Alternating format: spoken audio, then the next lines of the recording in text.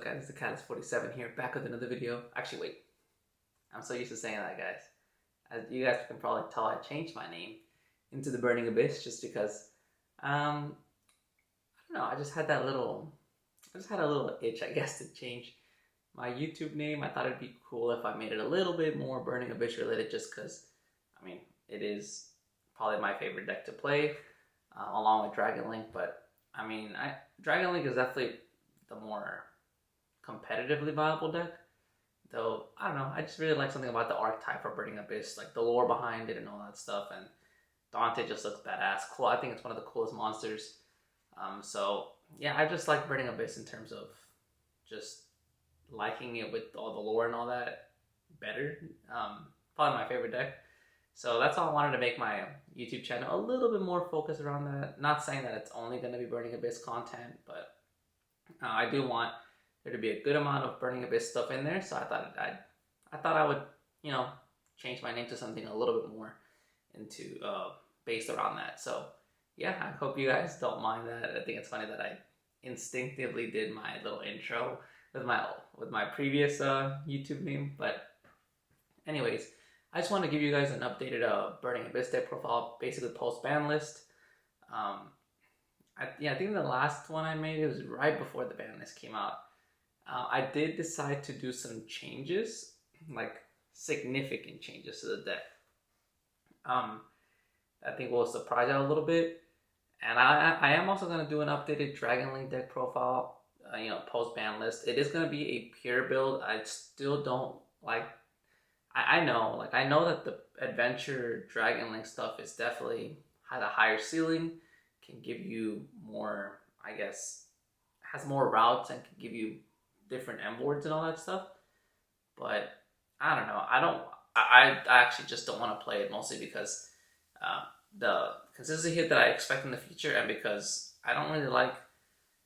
I'm not saying they're all bricks, but you do have to play a few extra bricks in the deck. And it gives less room for going second cards as well, unless you go over 40, which I don't like that either. So Dragon Link will get updated in the future, and it's going to be a pure Dragon Link build, so stay tuned for that. But anyways, back to Burning Abyss. I do want to tell you guys that this is going to be a more going second build. So yeah, I've been testing out, of course, like the previous lists that I made for you guys on the channel. I've been testing them out, going to locals with them a couple times. So sometimes like completely blown out, it happens, and sometimes there was a few times that I got a couple wins here and there, but never managed to make like top at locals with the BA. So I decided, I've been trying to analyze and think, okay, what is making this deck? What is it lacking, or what am I? I know some parts of it is a little bit misplayed for me, but even if I didn't misplay, obviously the deck can't keep up with the meta decks, and that's why it's not a tier 1 deck. So I think what I've been noticing is going like, normally you want to go first with Burning Abyss, just because, especially right now, there's a little bit less hand traps in some of the decks, so that is good for our deck, because Burning Abyss, obviously, if you get interrupted, if they interrupt you, like, sorry about that, guys. If they interrupt your Graph or your Seer, and right now people are playing Crow a lot, Bell. So crowing like Dante or Seer, it just hurts the combo a lot. But even though people are playing less hand traps, but the M board that you set up through Burning Abyss is not anything crazy. You have your Beatrice, your IP, if you can get that combo off, which first of all plays into Nib, so you can't really use that combo like game 2 or 3 going first if people are citing a Nib against you. Game 1 is probably fine, but if you don't end on that, then you just end on Beatrice, right? Like because you can make Beatrice with 4 summons if you have like 3 BA names, one of them being Graph, one of them basically just. Any 3 BA, make you just the Beatrice by itself. So, yeah, I don't know. That just doesn't seem, it's not terrible, but a lot of people can play through just the Beatrice. And sure, even if you have some hand traps, because I am playing more going second cards, or I was, in terms of hand traps. So you could have like, let's say 2 hand traps and a Beatrice. Maybe like set an imperm and have like an Ashen hand, or set a Droplet and have, you know, like an Ash or Veiler in hand. So yeah, you could have like 2 or 3 solid interruptions, but still, even that though, like that's the case, none of those cards are high impact. First of all, and even though you can use Farfa, it's your opponent still gets to keep their monster, which nowadays it's actually not that great. Like the Farfa interruption, it's not bad, but it's not that great anymore just because your opponent still gets to keep the body on the end phase. So I don't think that M board itself is anything crazy, and obviously you can't go into Zeus turn 1. So I decided to try to focus the deck a little bit more into going second.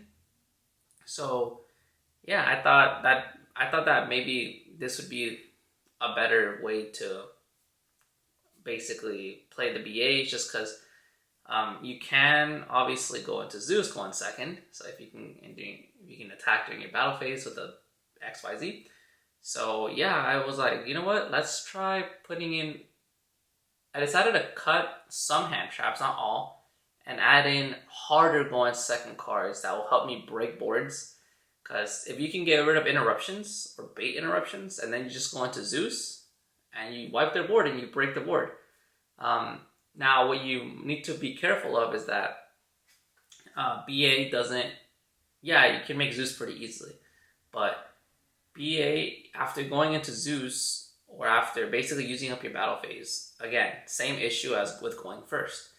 You're not able to set up crazy interruption for your opponent. So you have to be very careful with how you play it out. What you really want to try and do is, if you can, depending on what your opponent sets up, obviously if they have a lot of cards and you're too scared of their follow-up, then you would have to, like, because you really want to try and set up Zeus with 2 board wipes. And you want to, if you can avoid it, then I would not even use one of them on your turn when you summon Zeus. But obviously, like I said, if your opponent has a lot of cards that you don't really want to risk them being able to out your Zeus later, then you'd have to use 1 board wipe on your turn. And you would save the second one for their turn, for interruption. Which obviously that interruption is a lot better than something like just a Beatrice, or just like 1 hand trap like an Ash Blossom or Imperm. So having Zeus as an interruption is a lot better. And if you're able to keep all 4 materials on Zeus, that's even better, because you have 2 board wipes on your opponent's turn. So now Zeus itself, that's what makes the deck a lot more viable and a lot more competitive. So that's what I decided to focus the deck on, going second, summoning Zeus. And obviously we still do keep a few going second cards, like regular hand traps. But like I said, I added in harder going second cards. So yeah, sorry for that long explanation, guys. But without further ado, let's just get right into the deck profile. Alright guys, so let's get right into it. I know you guys see this mat. I did not unsleeve the Ordeal of a Traveler mat that I ended up getting on eBay. This is just like one of those fake Chinese ones. But because I wanted to play on the mat. I think the picture looks amazing, but I didn't want to open up the actual real authentic one, so I just decided to buy this and play on this instead. Keeping the other one, probably frame it later or just hold on to it, who knows. But yeah guys, let's get started with the deck profile. So, in the main, we got, of course, the regular Burning Abyss. We got 3 Seer, the 3 Graph, 3 Seer, and 3 Skarm. So of course, these are your best Burning Abyss monsters. Graph special summons from deck, Seer special summons from grave, Skarm surges on the end phase. So all 3, even though I still am not a huge fan of seeing Seer in my opening hand, but I don't mind it as much anymore, because like I told you guys before, you need to be able to go into Dante like turn 1, or depending whether you're going first or second. This is more of a going second build. You need to be able to go into Dante, and Dante just basically, if you can't go on Dante, you're most likely not going to win the game. So, and establishing the Seer Dante loop is obviously really good. And like I said, since we're trying to go with Zeus for double board wipe, you don't even really need these effects like on your very first turn. So if you have to special summon like Graph or Seer, it's not even that bad if you're not gonna like really detach and mill for Dante. So yeah, it's actually, and obviously with having 4 materials under Zeus, detaching the materials, you're gonna get the BA effects, which is actually really nice to be able to do on your opponent's turn. So it doesn't actually bother me as much anymore having the 3 Seer. Same with Skarm. I mean, it's nice having the follow-up, but you don't always like 100% need it. It's more worth it being able to go into Dante. So these are definitely the best ones. The 3 ofs, the 2 ofs, playing the 2 Farfa and the 2 Alec. Again, Farfa, good interruption. You don't really need 3 though. Like you're really only going to resolve this like once or twice in a duel. So you just want to have 2 just in case you open one of them. You can still have the other one as an interruption in the deck. And Alec is another interruption, being able to negate a monster on the field. It plays into Despia relatively well. You know, if you chain to their fusion summon monster, then on summon you can, on their summon you can do Alec, or setting off Beatrice to responding to like the either branded opening or their fusion summon monster, the one that lets you summon like another fusion, and then their monster gets summoned. Their monster would be Chainlink 1. Alec would be Chainlink 2. So it can work, and having 2, again, it's just a different name as well. So I think for now it works pretty well. And then for the 1-ofs, we got the 1 Calcab, the 1 Libic, the 1 Drahig, 1 Barbar. And 1 Barbar. That's it. So these are the 1-ofs. Obviously, these are not as good, so that's why we only play 1 copy. They can be used as utility and as different names, to be honest, because they can all come up in certain situations. So Calcab, especially if you open up like Foolish Burial, they can really work as utilities with Foolish Burial. So same with the Alec and the Farfa, because if you open up Foolish, then you basically have the option to send any one BA that can act as an interruption.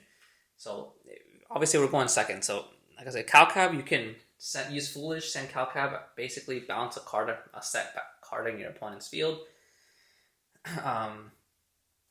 Let's see, Farfa, you can force an interruption to banish a card. Same with Alex, and negate a card. Barbar can help with time. These two, Blibic mostly comes up more in situations, obviously, when you want to go for a game and being able to keep your BAs at the same time as non-BA monsters. So this card is probably the best one, obviously, in terms of comboing. Out of these 4, these don't really combo as much. Drahig is mostly just here for another name, but its effect to stack up BA, it can come up, and it can be used. All of these can be used to chain block the ones you really want to go through, like Graph, Seer. So they're all really good, but they're mostly here for different names, but they can serve as utilities. So that's it for the BAs. I believe it's 17. Let's see, 9, 4, 30, yeah, 17. 17 BA monsters. It's a good heavy amount just because you really need to open up 2 names to be able to play. The non-BA monsters, but complementary to the deck, 2 Tour Guide, 2 Rhino. Like I told you guys before, I'm playing 2 Rhino just because it is better than Tour Guide because it can't be ashed. But it can still be Veilered impermed, and even though it's not the end of the world, because it can still work as an interruption on your opponent's turn when it gets into the graveyard. It's obviously still not good. You don't want to just be sitting up there on a body like Rhino. I mean, even though it's better than Tour Guide, if it gets negated, Rhino still doesn't. Your opponent can just set up an OTK board. Even if they just consider that this is going to act as an interruption, they can still play around it. So you mostly just have these here. Honestly, I actually think I like Tour Guide more now, because if you open up 2 names in Tour Guide, basically you can special summon the 2 names, and that might force an interruption, or going into Dante, it forces an interruption. And then let's say they out your 2 names or your Dante, whatever, then you still have Tour Guide, so you can still normal summon special. And if they already used their interruptions by that point, then your Tour Guide might actually have a higher chance of resolving. So I've actually been liking opening up 2 names with a tour guide in hand. It actually hasn't been that bad. But Rhino is still obviously very useful in a lot of situations, so obviously we still want to play it. But I don't want to open up multiples of these, which is why I cut the Rhino. And I don't really like opening tour guide and Rhino in my opening hand, which is also another reason why I cut 1 Rhino. So I think having just 4 normal summons besides Graph has worked out really well. But you mostly want to see 2 BAs because that obviously plays around Imperm, Baylor, Ash a lot better than Tour Guide and Rhino Warrior. So that's another reason why I decided to lower the count a little bit. Now going into the last monsters, but basically starting the going second cards. 3 Ash Blossom. I cut the Snow just because, like I told you guys, since we're trying to go second, obviously Snow is a better card going first. So, and you going second, we definitely don't want to open up Snow at all. So I decided to cut the Snow entirely, even though I do think Snow is a very good card. But I just feel like for a going second build, it does not work as well. So 3 Ash Blossom, pretty standard. And then 3 Imperm. So these are the only 6 hand traps that we decided to keep in the main. Yeah, these cards, I kind of wanted to make the deck full going second cards, but I feel like Ash and Imperm are still very good and hit the majority of decks. So I just felt like it was better just to keep these 2 in there, just to still serve as interruption. Imperm is not once per turn, so if you have 2, they're both live. Ash, while it is once per turn, Ash is just super, super good to cover a whole bunch of cards in any deck, honestly. Almost any deck will do some kind of search, special summon from deck, or add to hand. So, yeah, it's too good. So those are the 6 hand traps. Now going to the actual hard to go on second cards. We got 3 Droplet, 3 Dark Ruler, and 2 Lightning Storm. Obviously Droplet and Dark Ruler help negate entire boards, so really good cards. Droplet is better just because you can use it on your standby or their standby, their draw phase. Or sorry, your standby, your draw phase. When it's in your hand. So if they try to like scythe lock you, Dark Ruler, doesn't play around it as well, so you have to be careful. But obviously not every deck is like scythe locking or doing effects on the standby. So I think Dark Ruler is also a very good card to break certain boards. And then Droplet again also is just really good with the BAs because you can use Droplet and you can get your BA effects by discarding them, so you don't even really neg that hard. And then lastly, the 2 Lightning Storm. Only 2 because, well, I didn't have room, but also Lightning Storm is not as versatile, so I don't want to see it as often. And it's also, Droplet is once per turn as well, but Droplet is just way too good to not play at 3. Dark Ruler, while it's not as good as Droplet, but I just want to have 6 cards to have a high chance of seeing at least one of them to break my opponent's board, or to turn off the interruptions, basically, and help break the opponent's board, because this deck is, you want to break your opponent's board with Zeus, and obviously you need your BA effects to resolve, or you need your BAs to get summoned and stay on field, not like, not get banished or popped or whatever. So that's why we play all 6, just really try to maximize our chance of seeing one of them. And the Lightning Storm, like I said, it's a once per turn, but it's not always live, because obviously if your opponent's monsters are in defense, they're playing around it, then it's not as great. And then some decks don't even play that much back row, or they don't, or sometimes some decks only, like, maybe they'll just set up 1 monster and like a 1 back row. And I'm just like, well, like, it feels like you're not getting that much use out of Lightning Storm. But obviously it's still a pretty good card, so I think it's fine to main it in the deck at 2. Again, another card to either bait a negate or break the board. But these cards are obviously better just because your opponent can't respond to them with monster effects, or will Droplet depending on what you pitch. So yeah, that's why we kept the Lightning Storm at 2, just because it's not as great or versatile as these 2. But yeah, these are the hard going second cards. And then the, I guess, consistency cards. 3 Product Prosperity. And this deck really does not conflict that much. Like you don't really ever get to draw unless you're able to like co-link your unicorn and like your phoenix. So it never there's never really any conflict in this deck in terms of prosperity and you not being able to use one of your effects or something like that. So I think it's really good.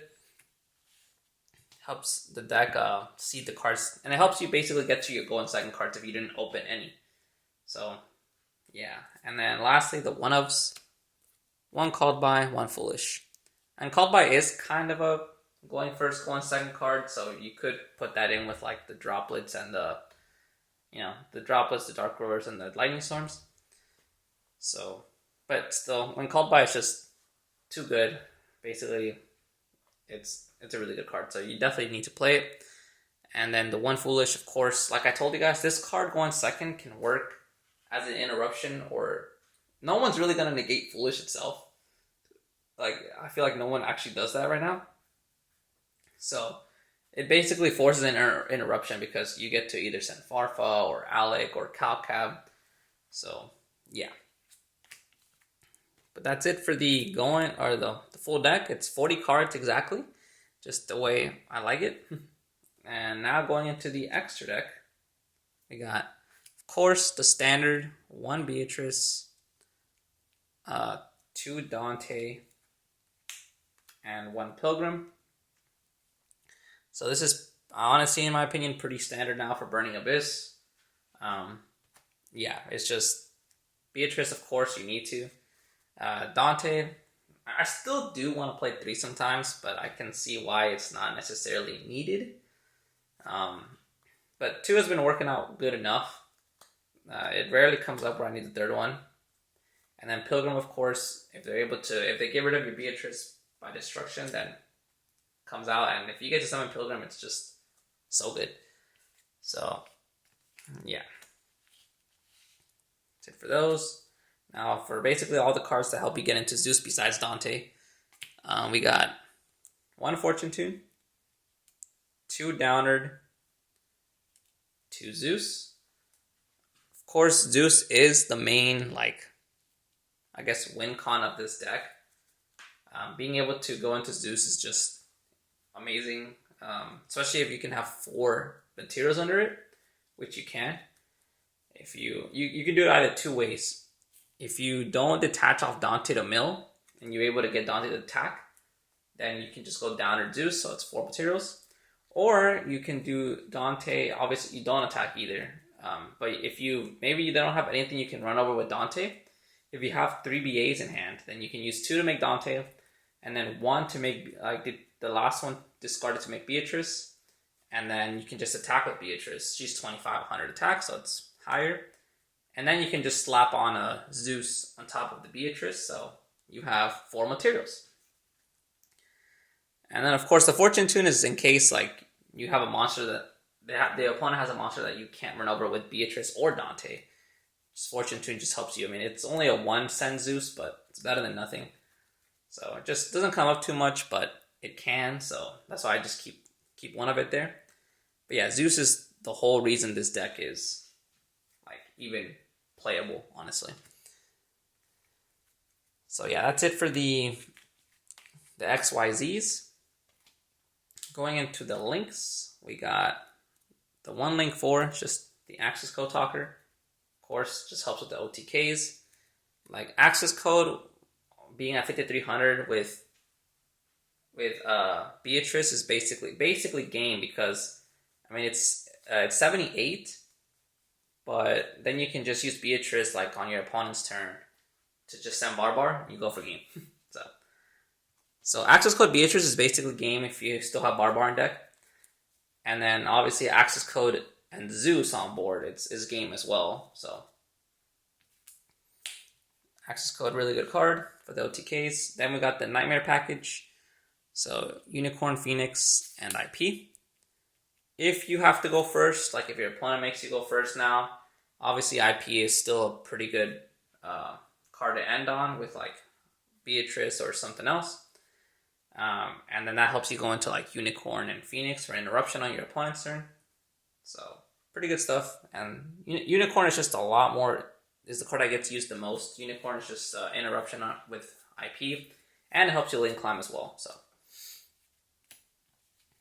that's it for, I guess, the Nightmare package with the IP.